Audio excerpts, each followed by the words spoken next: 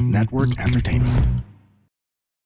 Mga kapatid, let me ask you this question. Same sweldo, same trabaho, same effort, pero yun, bakit kaya yung income natin same pa rin, pero ang gastusin, hindi siya the same? Inflation is quietly eating our income, our savings, and our future. Kung gusto mo malaman how inflation impacts our finances, finish this episode. Hi, I'm Chinkitan, and you're listening to Chink Positive Podcast, where I aim to equip you to become wealthy and debt free, teaching you on how to save, budget, get out of debt, and invest. Let's get into the episode. Hi there, welcome back to Chink Positive. Thank you very much. This is Chinkitan, your pambansang wealth coach. Today, pag-uusapan po natin ang topic na nararamdaman halos ng lahat ng Pilipino. Yan po ang inflation. Hindi lang siya term, hindi lang siya number sa news. Siya po ay isang tunay na nangyayari. Nararamdaman natin yan sa palengke, sa grocery, sa pamasahe, sa kuryente, sa gas, pagkain sa labas. At syempre sa daily expenses. Alam mo ba, according to PSA, nung this year, mga bandang April or May, magkano po ano po ang ating inflation rate? Umabot na po ng 7.2%, mga kapatid. So anong ibig sabihin ng 7.2% inflation rate? Ang ibig sabihin po niyan, tumiit po ang halaga ng pera, tumaas po ang bilihin.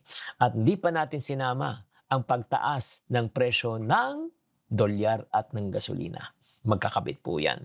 Pag tumataas po ang dolyar, tataas po ang presyo ng gasolina. Pag tumataas po naman yung gasolina, ay yun din, tataas din minsan ang dolyar.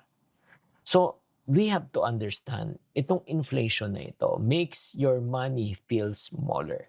Diba? Ano ibig sabihin? Kung may 1,000 pesos ka 10 years ago, pumunta ka ng supermarket, baka paglabas mo, may shopping cart ka pa. Pero ngayon, 1,000 piso. Pag pumasok sa supermarket, paglabas mo, ano na yan? Plastic. Diba? Nagigets nyo? Lumalaki ang gastusin, pero yung sweldo naman hindi sumasabay. Yun ang problema. And this is one thing that I've learned in life about inflation. You cannot control it. Agree? Number 2, inflation changes your spending habits. Kasi kapag tumaas ang presyo, pag hindi tumataas ang income, syempre, bababaan mo ang gastos mo. Di ba? In other words, dati, kumakain ka sa labas. Pero ngayon, kailangan mo ng change. Baka kailangan magluto ka na sa bahay. Dati, isang grocery trip lang. Ngayon, baka naghahanap ka ng mas mura. Sa palengke ka muna. Pangatlo, nagbabago rin ang transport decision mo. Di ba? Dati, pag grab-grab ka. Baka ngayon, kailangan mo na mag-bus at mag-jeep. Kasi yan ang i-afford mo.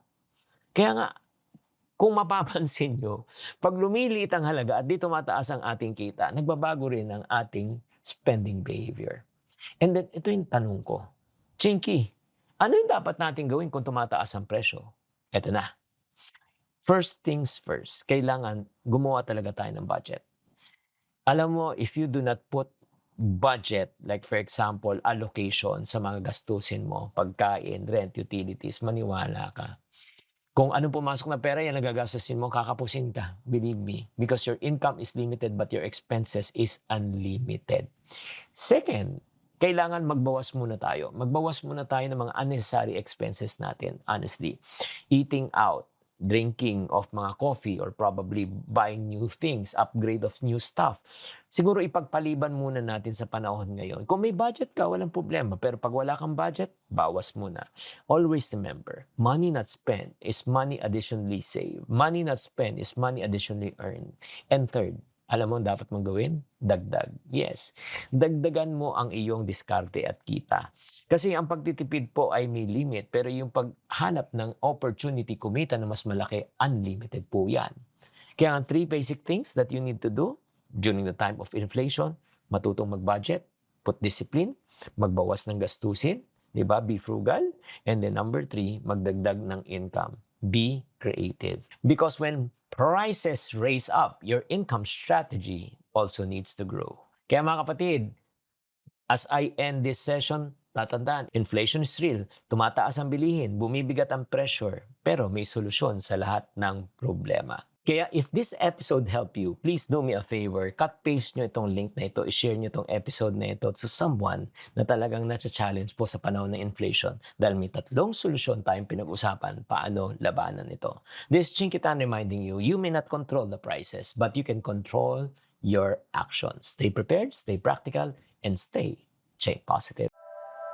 The opinions of podcast creators, hosts, and guests are not necessarily reflective of the official stance of the Pod Network Entertainment, its hosts, or other network programs. The content created by the people behind the podcast is personal and not meant to harm any religion, ethnicity, group, organization, company, or individual.